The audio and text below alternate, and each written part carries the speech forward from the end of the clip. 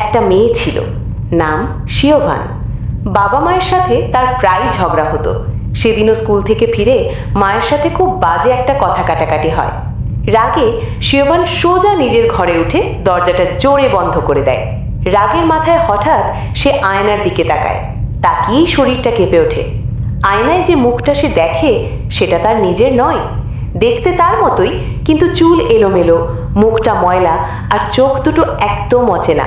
শিওভান আয়নার দিকে তাকিয়েই থাকে, চোখে চোখ রাখে, কিন্তু কোনো পরিচিত ভাব নেই।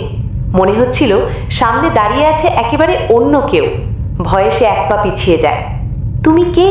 সে কাপা গলায় বলে, কিন্তু আয়নার ভেতরের মেয়েটা কিছুই বলে না।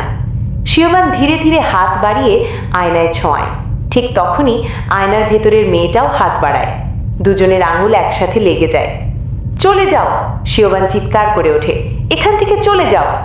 হঠাৎ করেই আয়নার ভেতরের মেয়েটা শিওভানের হাত শক্ত করে ধরে ফেলে।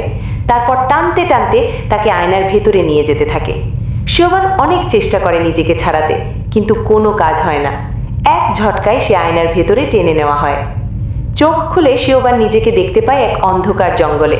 চারপাশে অদ্ভুত শব্দ, দূরে দূরে প্রাণীদের ভয়ঙ্কর চিৎকার, গাছের ফাঁকে ফাঁকে সবুজ কুয়াশা ঘুরে বেড়াচ্ছে।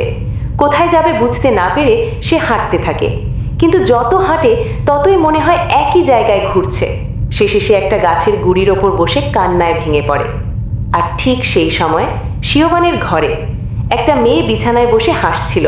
সে চুল আঁচড়ায়, মুখ পরিষ্কার করে, তারপর উঠে আয়নাটাকে লাথি মেরে ফাটিয়ে দেয়। হঠাৎ নিচ থেকে মায়ের ডাক ভেসে আসে, শিওভান, খেতে এসো! মেয়েটা নিচে নেমে ডাইনিং টেবিলে বসে। বাবা আর মা সেখানে আগে থেকেই আছে। বাবা বলে, আজ তো তোমাকে বেশ খুশি লাগছে। মেয়েটা মুচকি হেসে বলে, হ্যাঁ, এখানে থাকতে পেরে ভালো লাগছে।